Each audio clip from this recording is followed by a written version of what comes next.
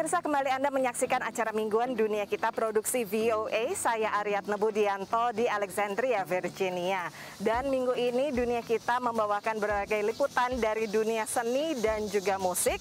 Tapi lebih seru karena kami bawakan dari dua kota berbeda. Biasanya Rifan ada di sebelah saya langsung. Kali ini Rifan berada di kawasan Boston, Massachusetts. Halo, Van. Halo Anu, halo pemirsa, apa kabar? Bener banget tadi yang Anu bilang, karena ini episode spesial, saya sudah ada di kota Boston, di negara bagian Massachusetts. Dan karena kita lagi ngomongin soal seni dan musik, kali ini saya mau ngejakin pemirsa untuk jalan-jalan nih di lingkungan kampus salah satu yang terbaik di bidang seni yang ada di Amerika Serikat, bahkan di seluruh dunia sih. Ini adalah Berklee College of Music. Nah, ini di belakang saya adalah pintu depan salah satu gedung kampusnya. Ini adalah kampus yang banyak dituju oleh para seniman dan juga calon seniman ya. Dan ini pastinya juga jadi aspirasi banyak orang yang mungkin nantinya pengen berkecimpung dalam industri seni.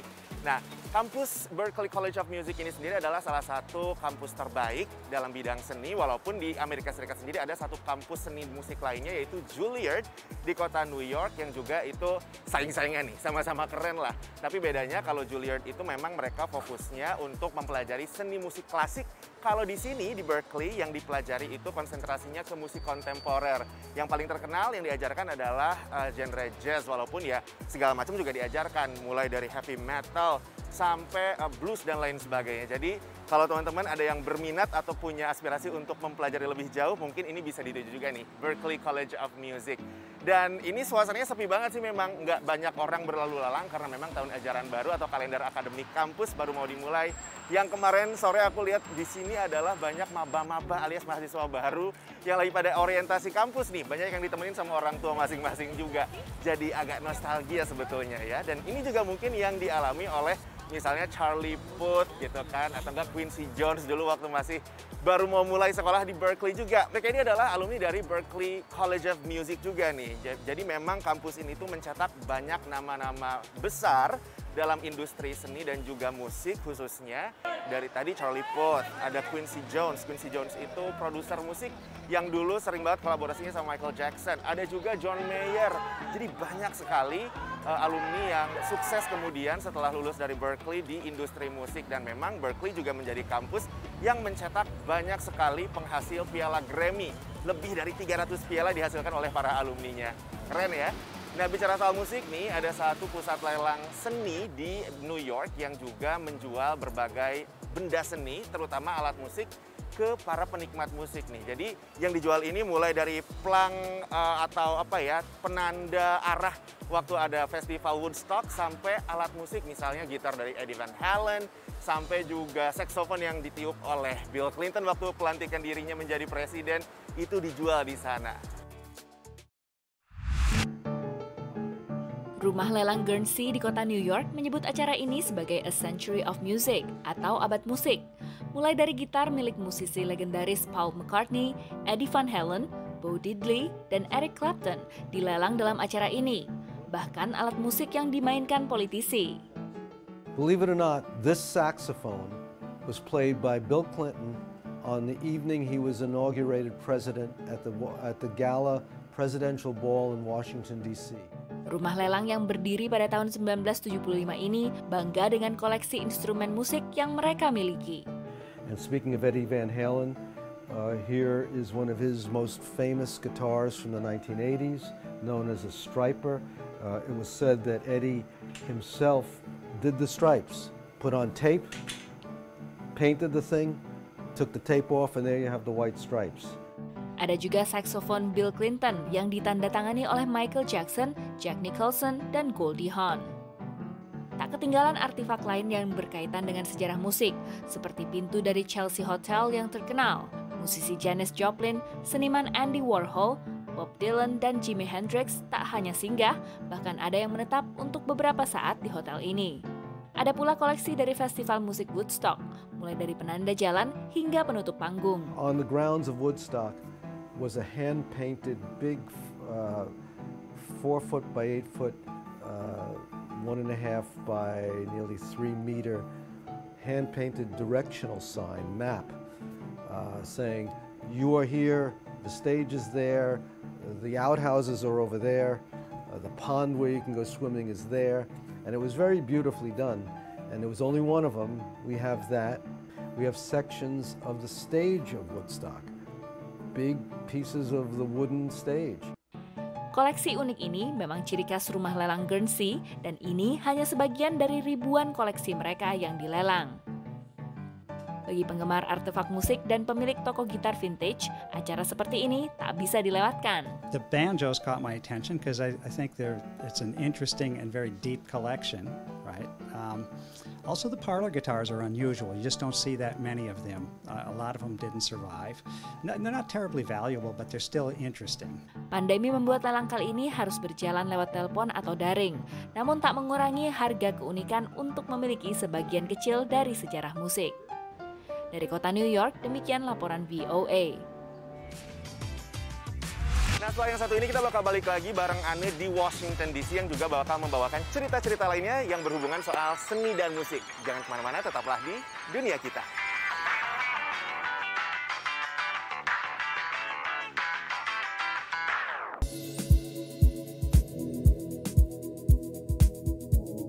Pemirsa, kembali Anda menyaksikan Dunia Kita. Saya Aryatna Budianto dari kawasan Alexandria, Virginia. Setelah tadi Anda ditemani oleh Rifan dari kawasan sekitar Boston, Massachusetts.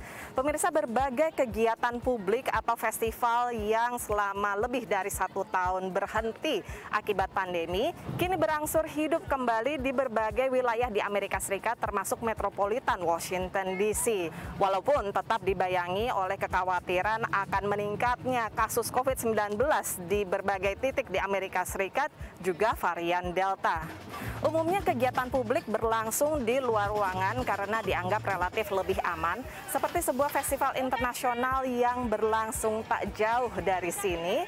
Tapi juga jika berlangsung di dalam ruangan, maka menerapkan prokes yang cukup ketat, seperti sebuah pameran digital yang berlangsung di Washington DC.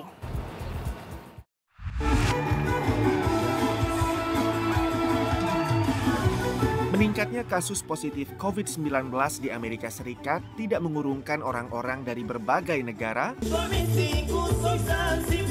untuk menikmati festival Around the World di Alexandria, Virginia, lengkap dengan berbagai hidangan internasional dan pertunjukan budaya. Mainly to see the people who enjoy to dance and yes, to be here for one day, the big city, yes. It's really nice to come together to learn about each other's culture and also be together enjoying the food and also the dances.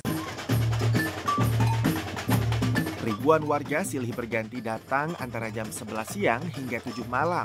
Ibarat tak sabar ingin keluar dari kungkungan pandemi yang menyebabkan festival ini terhenti tahun lalu. Shopping, the food, we love trying different stuff and this is gorgeous. Do you see this? Ini kesempatan bagi penjual makanan dan pengisi acara untuk menghidupkan kembali bisnisnya. All the festivals and concerts were definitely off last year, so it was tough for us. We expected not everybody to come out because of COVID, but we're really happy to see that people are being social and being safe. I'm very used to performing in a very big crowd, so it feels great to be able to perform again after so long and to such a big community. Di acara outdoor terbesar di Washington DC area ini, tidak ada pemeriksaan temperatur, kewajiban bermasker, dan vaksinasi. Sementara protokol untuk menjaga jarak pun sulit dilakukan. Namun, menurut panitia, festival ini berlangsung dalam batasan anjuran Pusat Pengendalian dan Pencegahan Penyakit Menular, CDC, juga Departemen Kesehatan Negara Bagian Virginia. Yang sakit diminta tidak hadir. We are so happy and so grateful for everyone that participated and came here today to support the vendors, to support the performers, and we hope that we can actually defeat the coronavirus, and by next year we're gonna come together bigger and we're gonna really enjoy ourselves at the max.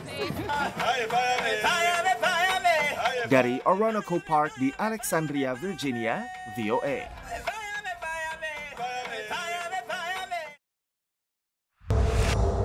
Dalam pameran ini penonton diajak masuk dalam sebuah pengalaman baru. Paduan dunia klasik dengan modern. Karya Vincent van Gogh hidup berkat teknologi 3 dimensi. We take the art, we digitally remaster it, and then we animate the individual elements within the art, but always respecting the content of the art and never really introducing new things to the art.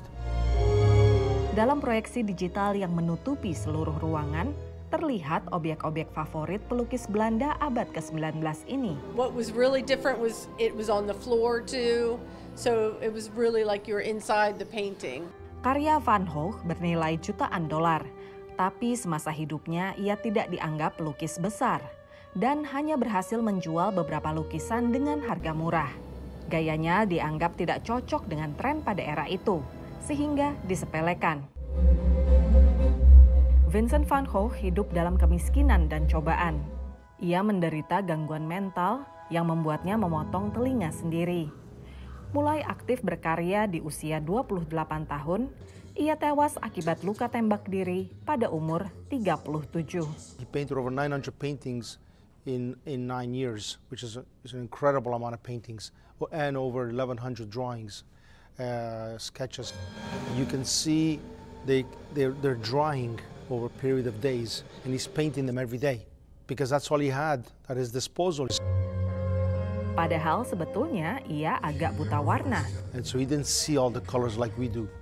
People theorized that that's why you get these rich colors, is because when he saw yellow and he was painting orange. When he saw the blues very lively. Bagi sejumlah pengunjung, pameran ini membawa nostalgia. Anthony misalnya teringat pada almarhumah ibunya. Right before she got sick and passed away, she painted a lot of sunflowers. It was one of her favorite things, and there's a couple examples in the first part of the gallery that, like, I saw them and just cried. Pameran ini berlangsung hingga Januari 2022. Penyelenggara berharap dari sini pengunjung jadi tertarik untuk datang ke museum dan melihat-lihat lukisan sambil belajar tentang sejarah para penciptanya. Dari Washington DC, VOA.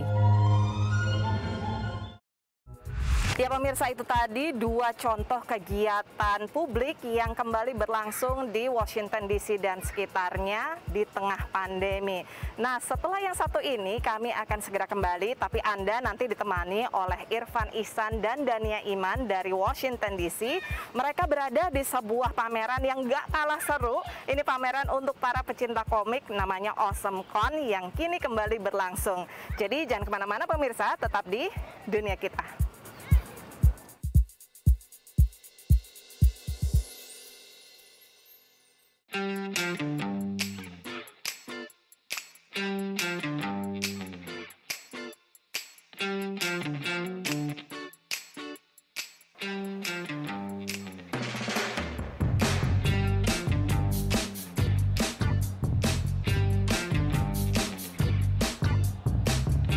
Halo Indonesia. Halo pemirsa Dunia Kita, saat ini kita berada di ajang yang namanya AwesomeCon. Ya, ini adalah pameran komik dan karya seni populer terbesar di Washington DC. Ya, ini acara tahunan sebenarnya, tapi tahun lalu dibatalkan secara total karena pandemi COVID-19. Terakhir diadakan bulan April 2019. Dan sekarang kita senang nih, ya, balik lagi. Balik lagi ya. Nah, pengen tahu seperti apa keriahannya? Yuk, ikutin kita ya. Ya.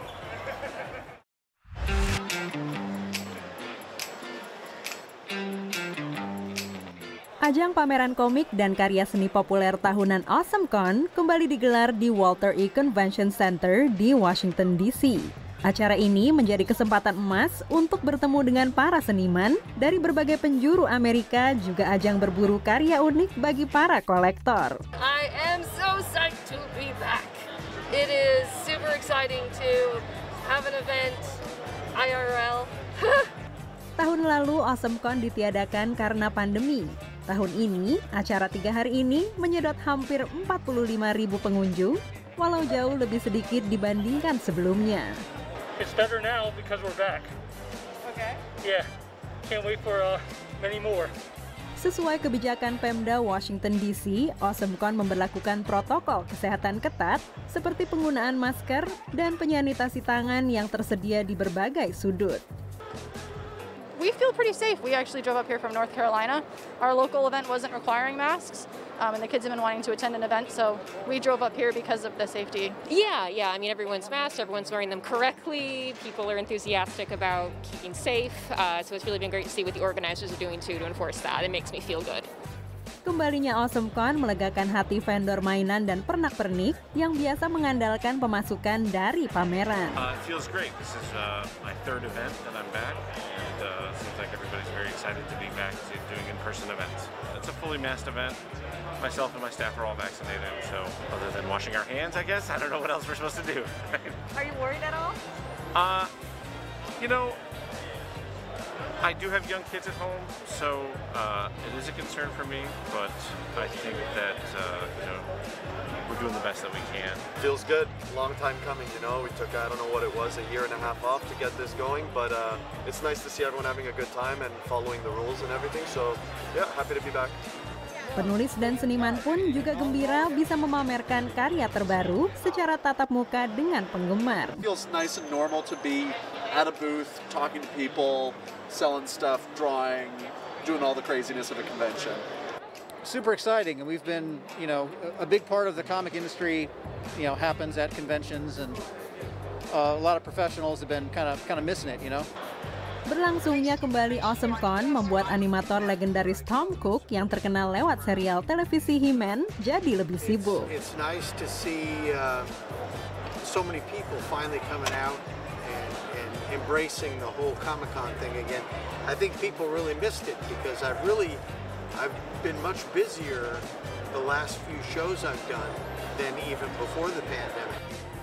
Pengunjung pun kembali bisa memakai dan memamerkan kostum favorit yang berbeda-beda, tapi dengan aksesoris yang sama, masker. It's a little, you know, you gotta be more cautious, but I mean, we didn't want to let it stop us from doing something that we've been looking forward to. So yeah, as long as you take precautions, I think you're pretty good. Dari Washington DC, Dania Iman, Irfan Ihsan, VOA. Pemirsa, dengan liputan AwesomeCon oleh Dania Iman dan Irfan Ihsan tadi dari Washington DC, maka tuntas sudah dunia kita episode kali ini. Tidak terasa sudah setengah jam kami menemani Anda dari kota Alexandria, Virginia dan juga kawasan Boston, Massachusetts. Jangan lupa kalau misalnya Anda ingin menonton lagi dunia kita atau program VOA yang lainnya, langsung aja kunjungi situs kami www.voaindonesia.com atau channel YouTube kami VOA Indonesia. Jangan lupa juga untuk follow media sosial VOA Indonesia di Facebook, Twitter, dan Instagram. Dan kalau misalnya Anda punya pertanyaan seputar Amerika Serikat, langsung kirim video pertanyaannya dengan cara mendirect message Instagram VOA Indonesia atau ke Instagram kami berdua. Kalau gitu, kita pamit undur diri. Sampai jumpa.